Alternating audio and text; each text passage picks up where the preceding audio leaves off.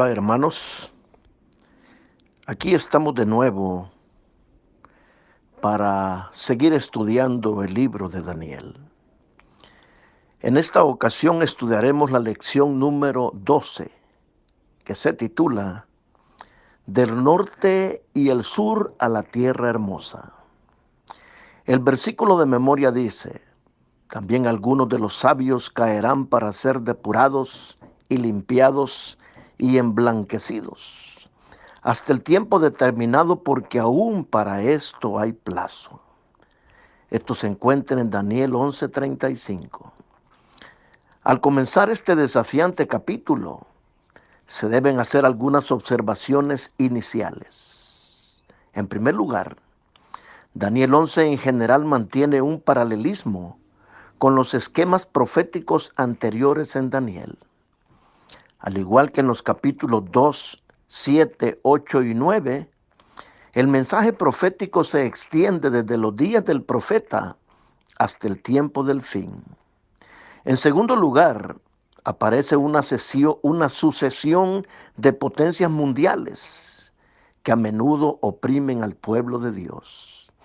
En tercer lugar, cada esquema profético culmina con un final feliz. En Daniel 2, la piedra destruye la estatua. En Daniel 7, el Hijo del Hombre recibe el reino.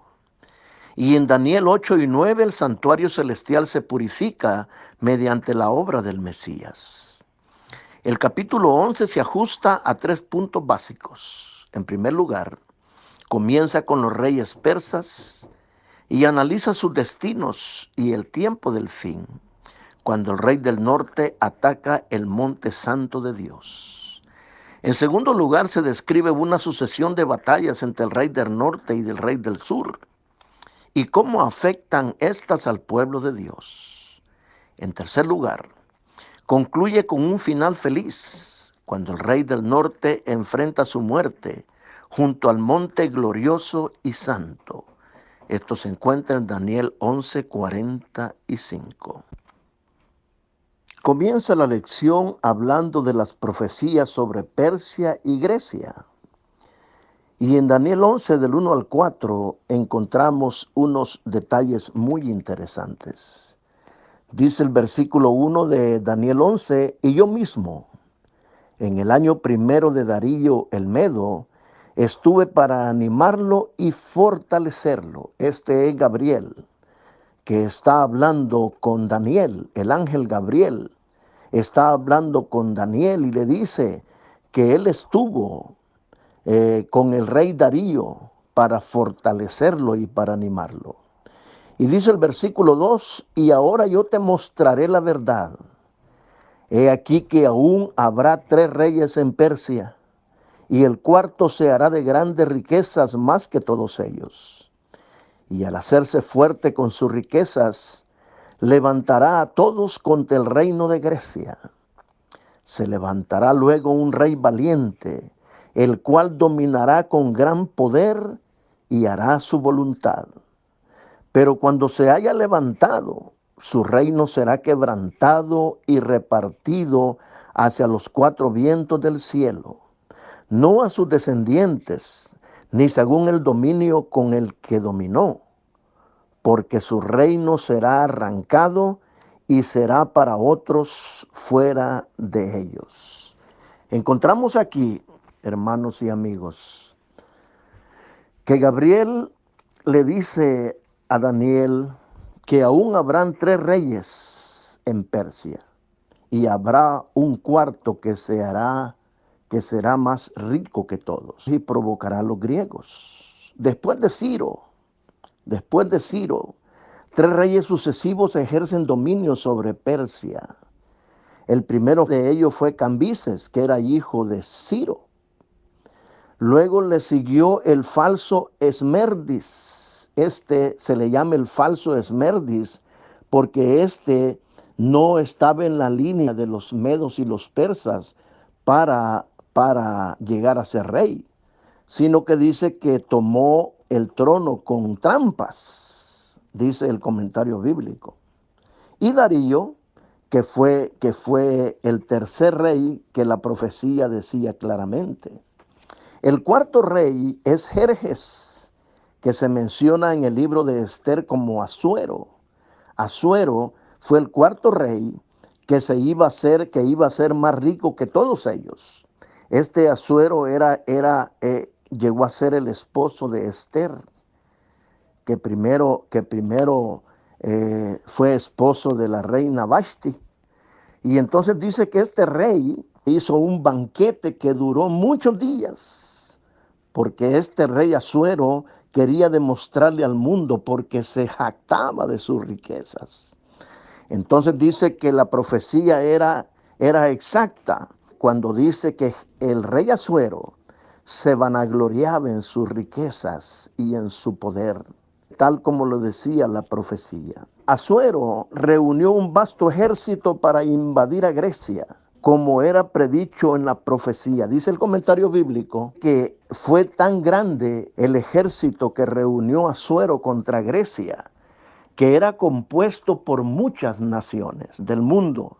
Muchas naciones le dieron apoyo a Asuero para atacar a los griegos. Pero a pesar de su poder, es repelido por una fuerza menor de valientes soldados griegos. O sea que ese gobierno, ese ejército vasto, compuesto por muchas naciones, dice que fue repelido por los griegos, porque eran tantas las naves, dice el comentario bíblico, eran tantas las naves persas, dice que estaban estrechamente alineadas y no se podían mover.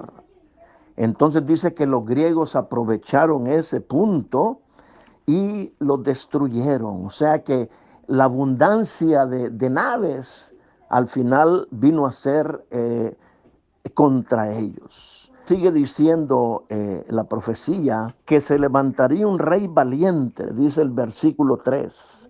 Se levantará luego un rey valiente, el cual predominará con gran poder y hará su voluntad. Y eso ya lo estudiamos anteriormente en Daniel 8 y Daniel 9, cuando habla de, incluso Daniel 7 y 8, habla de Alejandro Magno. Dice que se levantaría un rey valiente, poderoso, pero dice que no prevalecería, dice la profecía, que cuando estuviera en la cúspide de su poder, sería quebrantado, así como fue quebrantado en Daniel 7 el leopardo, que tenía alas, y Alejandro Magno conquistó tremendos territorios. Al igual el macho cabrío de Daniel 8, dice que el cuerno que el macho cabrío tenía en medio de sus ojos fue quebrado. Entonces Alejandro Magno, con todo y su poder, fue derribado, no prevaleció. Dice que a los 32 años murió sin dejar ningún heredero para gobernar el imperio. Y se acuerdan que 4 cuernos salieron del macho que sucedieron a Alejandro Magno, y fueron sus 4 generales. Dice, el reino se dividió entre sus 4 generales: Seleuco sobre Siria y Mesopotamia, Ptolomeo sobre Egipto, Lisímaco sobre Tracia y parte de Asia Menor, y Casandro sobre Macedonia y Grecia. Entonces vemos pues que la profecía se cumple como lo predice el mensajero divino. La palabra de Dios nunca falla. Dice que Dios es el Señor de la historia. Las cosas sucedieron como Dios lo dijo en su palabra. No son los movimientos humanos los que terminarán, los que llegarán al fin en la historia de este mundo, sino que será Dios. Será Dios, porque Él tiene el control de la historia. Dice que Dios moverá los engranajes de la historia según sus propósitos divinos, lo que en última instancia conducirá a la erradicación del mal y el establecimiento del reino de Dios. Entonces podemos ver, mis hermanos y amigos, y debemos de tener confianza en Dios, que el Señor dirige la historia. Ahora la lección habla de las profecías sobre Siria y Egipto. Y en Daniel 11, del 5 al 14, encontramos que con la muerte de Alejandro Magno, el vasto imperio griego se dividió entre sus 4 generales. Pero de estos 4 que ya mencionamos, solo 2 de ellos se destacan. Y fueron Seleuco en Siria, y este llegó a ser el rey del norte, y Ptolomeo en Egipto, que llegó a ser el rey del sur. Dice que estos 2 que venían eran parte de los 4 que heredaron el reino de Alejandro Magno. Dice que estos 4, siendo aliados, después se convirtieron en acérrimos enemigos. Dice que estos 2, Seleuco y Ptolomeo, dice que lograron establecer dinastías que luchaban entre sí por el control del territorio del vasto imperio que Alejandro Magno había conquistado. La mayoría de los estudiosos de la Biblia entiende que las guerras entre el rey del norte y el rey del sur, profetizadas en Daniel 11, 5 al 14, se refieren a las muchas batallas que involucraban a estas 2 dinastías. Durante siglos ganaba uno, ganaba el otro y seguían en guerra hasta que llegaron a su fin. Según la profecía, se intentaría unir a estas 2 dinastías mediante matrimonios, pero esta alianza duraría poco. En Daniel 11:6 dice que las fuentes históricas nos informan que Antíoco II, Teos, nieto de Seleuco I, el primero que salió de Alejandro, se casó con Berenice, una hija del rey egipcio Ptolomeo II. Ahí se cumplió cuando dijo la profecía de que le daría, dice, harían alianza, dice el versículo 6.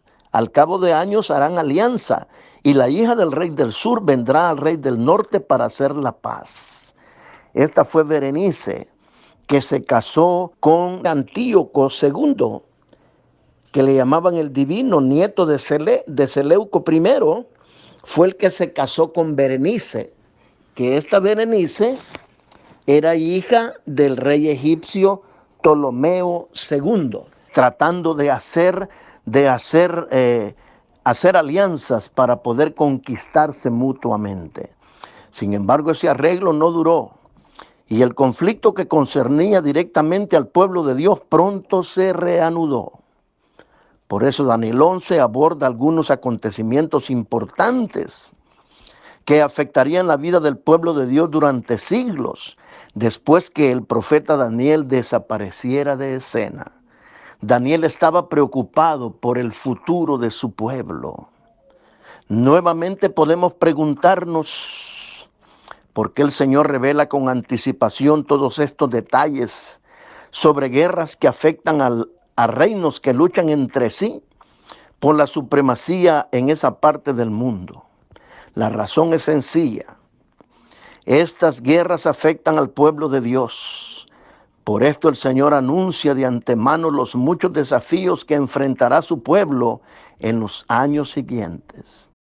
Además, Dios es el Señor de la historia, y al comparar el registro profético con los acontecimientos históricos, podemos ver una vez más que la palabra profética se cumple tal como lo predijo. El Dios que predice las vicisitudes de los reinos helenísticos que luchan entre sí es el Dios que conoce el futuro. Él es digno de nuestra confianza y de nuestra fe. Es un Dios grande, no un ídolo fabricado por la imaginación humana.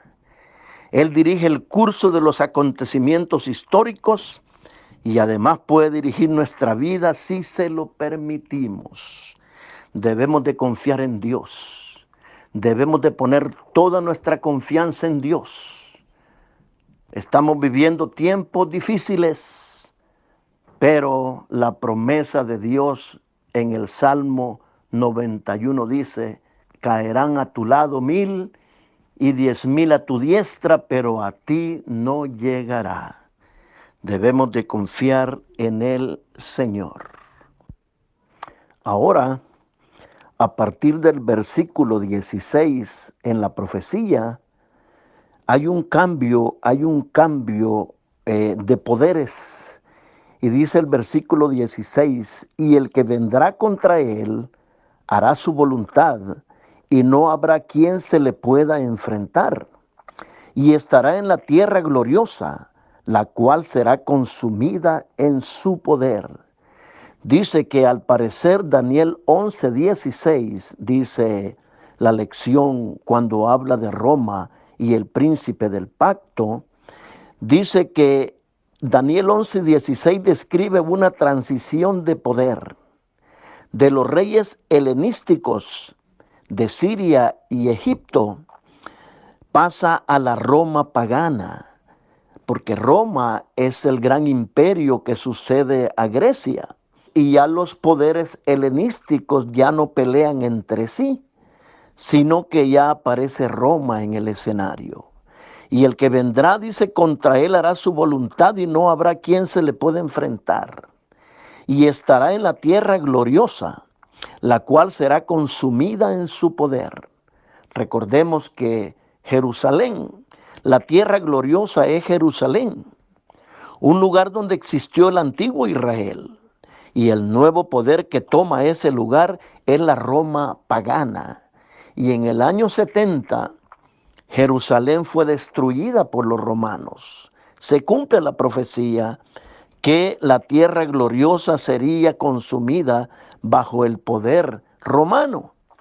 El mismo acontecimiento también se describe en la expansión horizontal del cuerno pequeño que llega a la tierra gloriosa, como lo predijo en Daniel 8:9.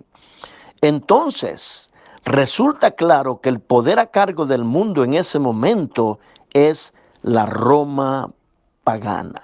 Entonces, ya no más los gobiernos descendientes de Grecia, sino que es la Roma pagana la que hace su aparición. Ahora dice el versículo 17 que este poder afirmará luego su rostro para venir con el poder de todo su reino, y hará con aquel convenios, y le dará una hija de mujeres para destruirle, pero no permanecerá ni tendrá éxito. Dice el comentario bíblico en el tomo 4, página 895, que probablemente este convenio haya sido, dice, un convenio que hizo Ptolomeo XI antes de su muerte, porque este Ptolomeo XI, rey Egipto, murió en el año 51 antes de Cristo, y antes de su muerte dice que puso a sus dos hijos, Cleopatra y Ptolomeo XII, bajo la tutela de Roma. 3 años más tarde, Cleopatra llegó a ser la amante de Julio César, dice el comentario bíblico, que había invadido Egipto. Pero luego Julio César fue asesinado y Cleopatra entregó su afecto a Marco Antonio, rival de Octavio, heredero de César, que más tarde llegó a ser Augusto. Dice que este Augusto derrotó a las fuerzas combinadas de Cleopatra y de Antonio, quienes ambos, Antonio y Cleopatra, se suicidaron, dice el comentario bíblico. Tomo 4, página 895. Dice que la dinastía de Ptolomeo terminó con Cleopatra. Y desde el 30 antes de Cristo, Egipto fue una provincia del Imperio Romano. Entonces, a eso es que se refieren los convenios que hizo Ptolomeo con Roma. Y decía la profecía que le daría una hija de mujeres con el afán de conquistarlo. Ahora sigue diciendo la profecía en el versículo 18, que el poder romano, dice, en sus conquistas, ya en su apogeo, dice, volverá después su rostro a las costas y tomará muchas. Dice que Julio César fue el que conquistó las costas en este tiempo, dice. Mas un príncipe hará cesar su afrenta y aún hará volver sobre él su oprobio. Y dice el 19, luego volverá su rostro a las fortalezas de su tierra mas tropezará y caerá y no será hallado. Dice que esto se refiere a la muerte de Julio César. Julio César murió. Julio César murió en batalla.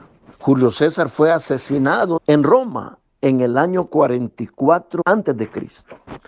Y se levantará en su lugar uno que hará pasar un cobrador de tributos por la gloria del reino. Pero en pocos días será quebrantado, aunque no en ira ni en batalla. El 21 dice, y le sucederá en su lugar un hombre despreciable, al cual no darán la honra del reino, pero vendrá sin aviso y tomará el reino con halagos. Las fuerzas enemigas serán barridas delante de él como con inundación de aguas. Será del todo destruidos junto con el príncipe del pacto. Y aquí ya viene hablando del príncipe del pacto. Después de la muerte de Julio César, dice la profecía que vendría un cobrador de tributos. Y dice que este que le sucedió a Julio César fue César Augusto, un hijo adoptivo de César. Dice que este fue el que cobraba impuestos, tributos al pueblo. Y en ese tiempo, dice, algunas pistas adicionales en el texto bíblico, dice, refuerzan esta precisión, dice. Jesús nació durante su reinado, mientras María y José viajaron a Belén para el censo. Además, según la profecía, a este gobernante le sucederá un hombre despreciable. Y según la historia y los comentadores, dice que este hombre fue Tiberio, el sucesor de Augusto. Dice que este Tiberio era un hombre excéntrico y vil. Este fue el hombre despreciable que tomó el reino. Era otro que no estaba en la lista para ser César. Sin embargo, tomó el reinado, dice, con mentiras. Ahora dice la lección, cuando habla de Roma y el príncipe del pacto, lo más importante según el texto bíblico es que durante el reinado de Tiberio, el príncipe del pacto sería destruido, dice Daniel 11:22. Indudablemente esto se refiere a la crucifixión de Cristo, también llamado Mesías príncipe, ya que Jesús fue ejecutado durante el reinado de Tiberio. La referencia a Jesús aquí como el príncipe del pacto es un marcador poderoso que nos ayuda a mostrar el flujo de los acontecimientos históricos y además brinda a los lectores una evidencia poderosa del sorprendente preconocimiento de Dios. Dios acertó en todo lo que ocurrió antes de estas profecías, por lo que sin duda podemos confiar en lo que Él dice que sucederá en el futuro. Sigue diciendo la profecía en el versículo 28, dice, y volverá a su tierra con gran riqueza, y su corazón será contra el pacto santo. Hará su voluntad y volverá a su tierra. Aquí sigue hablando del imperio romano. El imperio romano que se enriqueció, porque fue el imperio que dominó después de Grecia.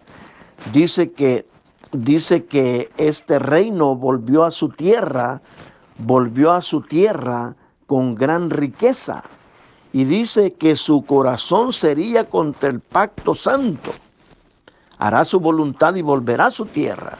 Y entonces dice que el poder romano, dice el comentario bíblico que aquí se refiere cuando dice que este poder se iba a levantar contra el pacto santo. Dice que aquí ya estaba en acción Constantino el Grande, el que cambió el sábado por el domingo. Dice que Constantino es el tema de la predicción aquí. Observan que aunque Constantino profesó haberse convertido a la fe cristiana, en verdad estaba contra el pacto santo, pues su propósito era usar el cristianismo como un instrumento para unificar el imperio y consolidar su dominio sobre él. otorgó grandes favores a la iglesia, pero esperaba que en cambio la iglesia apoyara su política. Entonces Constantino el Grande es el que se levanta contra el pacto santo. ¿Y cuál es el pacto santo? El plan de redención, el plan de salvación que fue ideado allá en la eternidad. Entonces el pacto santo es el plan de salvación y Roma se levantó contra el pacto santo dirigido por Constantino el Grande. Ahora la lección en la parte del miércoles habla de la potencia siguiente. Y del versículo 29 al 39 hay muchos detalles importantes acerca de este poder. Dice en el versículo 29, al tiempo señalado, este poder volverá al sur, mas no será la postrera venida como la primera, porque vendrán contra él, dice, este poder, dice, volverá y se enojará contra el pacto santo y hará según su voluntad. Volverá pues y se entenderá, dice, con los que abandonen el santo pacto. Y se levantarán de su parte tropas que profanarán el santuario y la fortaleza, y quitarán el continuo sacrificio, y pondrán la abominación desoladora. Con lisonja seducirá a los violadores del pacto, mas el pueblo que conoce a su Dios se esforzará y actuará. Y los sabios del pueblo instruirán a muchos, y por algunos días caerán a espada, a fuego, en cautividad y despojo. Y dice el 36, el rey hará su voluntad y se ensoberbecerá y se engrandecerá sobre todo Dios, y contra el Dios de los dioses hablará maravillas y prosperará hasta que sea consumada la ira, porque lo determinado se cumplirá. Y dice el 37, del Dios de sus padres no hará caso, ni del amor de las mujeres, ni respetará a Dios alguno, porque sobre todo se engrandecerá. Este poder, sin duda alguna, es la Roma papal. Ya no es la Roma pagana, la de los Césares. Esta potencia siguiente es la Roma papal. Dice la profecía que este poder, el texto bíblico dice que este poder no será la postrera venida como la primera. O sea que sería, dice, a medida que avanzamos encontramos que actúa como un poder religioso. Dirige su ataque principalmente contra Dios y su pueblo. Veamos algunas de las prácticas perpetradas por este rey. En primer lugar, se enojará contra el pacto santo. Esta debe ser una referencia al pacto de salvación de Dios al que este rey se opone. En segundo lugar, este rey exhibirá fuerzas que profanarán el santuario y quitarán el continuo sacrificio. En Daniel 8 vimos que el cuerno pequeño derriba los cimientos del santuario de Dios y quita el continuo sacrificio.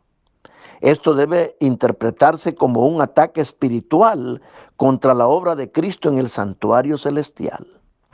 En tercer lugar, como consecuencia de su ataque al santuario, este poder pone la abominación desoladora en el templo de Dios. La expresión paralela, prevaricación asoladora, apunta a los actos de apostasía y rebelión del cuerno pequeño, el poder papal. El poder papal, dice el comentario bíblico, que en los tiempos de Jesús interpretó la abominación desoladora. Dice que lo identificó con los ejércitos romanos que destruyeron a Jerusalén, pero que al mismo tiempo, ya en la actualidad, dice el comentario bíblico que se refiere a la Roma papal, con todas sus herejías y con todas sus falsas doctrinas. En cuarto lugar, este poder persigue al pueblo de Dios. También algunos de los sabios caerán para ser depurados y limpiados y emblanquecidos hasta que el tiempo sea determinado. Esto nos recuerda al cuerno pequeño que derribó a parte del ejército y algunas estrellas y los pisoteó, dice Daniel 8:10. Y también en Daniel 7:25, el cuerno pequeño, o sea que es el mismo poder, el mismo poder. En quinto lugar, este rey hará su voluntad y se ensoberbecerá y se engrandecerá sobre todo Dios y contra el Dios de los dioses hablará maravillas. Cuando dice maravillas se traduce, dice, a blasfemias. No es que habla en bien de Dios, habla blasfemias. Y prosperará hasta que sea consumada la ira, porque lo determinado se cumplirá. Como era de esperar, el cuerno pequeño también habla grandes cosas, según Daniel 7:8, incluso contra Dios, Daniel 7:25. Entonces esta potencia siguiente es la continuación de la Roma pagana, es la Roma papal que se levanta contra Dios y contra todo lo que se llama Dios. Esta es la potencia siguiente. En la parte del jueves encontramos los acontecimientos finales. Y la profecía dice a partir del versículo 40, pero al cabo del tiempo el rey del sur contenderá con él, y el rey del norte se levantará contra él como una tempestad, con carros y gente de a caballo y muchas naves. Y entrará por las tierras e inundará y pasará. Entrará a la tierra gloriosa y muchas provincias caerán, mas éstas escaparán de su mano, Edom y Moab, y la mayoría de los hijos de Amón. Extenderá su mano contra las tierras y no escapará el país de Egipto, y se apoderará de los tesoros de oro y plata, y de todas las cosas preciosas de Egipto, y los de Libia y de Etiopía le seguirán. Pero noticias del oriente y del norte lo atemorizarán, y saldrá con gran ira para destruir y matar a muchos. Y plantará las tiendas de su palacio entre los mares, y el monte glorioso y santo. Mas llegará su fin, y no tendrá quien le ayude. Dice, las siguientes frases nos ayudan a entender este pasaje. Porque el capítulo 11 de Daniel dice la lección y dice el comentario bíblico que es el capítulo más difícil de entender del libro de Daniel. Entonces las siguientes frases nos ayudan a entender este pasaje. Tiempo del fin. Dice que la expresión tiempo del fin solo aparece en Daniel 8:17, 11:35 y 40, Daniel 12:4 y 9. Dice, la exploración de las profecías de Daniel indica que el tiempo del fin se extiende desde la caída del papado en 1798 hasta la resurrección de los muertos que habla Daniel 12:2. El rey del norte, este nombre en primer lugar designa geográficamente a la dinastía seleucida, pero luego se refiere a la Roma pagana y finalmente a la Roma papal. Por lo tanto, no describe una ubicación geográfica, sino al enemigo espiritual del pueblo de Dios. Además, deberíamos notar que el rey del norte representa una falsificación del Dios verdadero, que en la Biblia está simbólicamente asociado con el norte. Es interesante notar que al menos en referencia a Daniel 11, 29 al 39, Martín Lutero identificó la abominación desoladora de Daniel 11, 31 con el papado y sus doctrinas y prácticas. Por lo tanto, la correlación de Daniel 11 con Daniel 7 y 8 refuerza la opinión de Lutero y muchos otros comentaristas protestantes de que la institución del papado y sus enseñanzas constituyen el cumplimiento de estas profecías en la historia. En este sentido, Elena de White dice: ninguna iglesia que estuviese dentro de los límites de la jurisdicción católico-romana gozó mucho tiempo en paz de su libertad de conciencia. No bien el papado se hizo dueño del poder, extendió los brazos para aplastar a todo el que rehusara reconocer su gobierno. Y una tras otra, las iglesias se sometieron a su dominio. Esto se encuentra en el Conflicto de los Siglos, página 60. Rey del Sur. Este nombre en primer lugar designa a la dinastía ptolomaica de Egipto, al sur de Tierra Santa, pero a medida que transcurre la profecía, adquiere una dimensión teológica y algunos eruditos lo asocian con el ateísmo. La misma hermana White lo identificó con el ateísmo al Rey del Sur. El nombre glorioso y santo en la época del Antiguo Testamento, esta expresión se refería a Sión, la capital y el corazón de Israel, que está ubicada geográficamente en la tierra prometida. Después de la cruz, el pueblo de Dios ya no se define por líneas étnicas ni geográficas. Por lo tanto, el nombre santo debe ser una designación simbólica del pueblo de Dios diseminado por todo el mundo. Así es que, hermanos, los acontecimientos finales. Dice que el rey del sur ataca al rey del norte. La Revolución Francesa intentó erradicar la religión y derrotar al papado, pero fracasó. El rey del norte ataca y derrota al rey del sur. Las fuerzas de la religión, encabezadas por el papado y sus aliados, finalmente vencerán a las fuerzas del ateísmo, o vencieron, y formaron una coalición con el enemigo derrotado.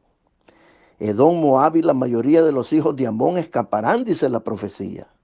Esto significa que algunos de los que no se encuentran entre el verdadero pueblo de Dios se unirán al redil en última hora.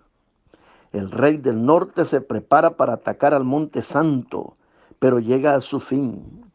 Las fuerzas del mal serán destruidas y se establece el eterno reino de Dios. Vale la pena mencionar de luego el último versículo del capítulo 11, cuando dice: y plantará las tiendas de su palacio entre los mares y el monte glorioso y santo, mas llegará a su fin y no tendrá quien le ayude. Dice la batalla. Estas imágenes simbolizan la confrontación final entre las fuerzas de la Babilonia espiritual, o sea, el papado y sus aliados, contra el pueblo de Dios.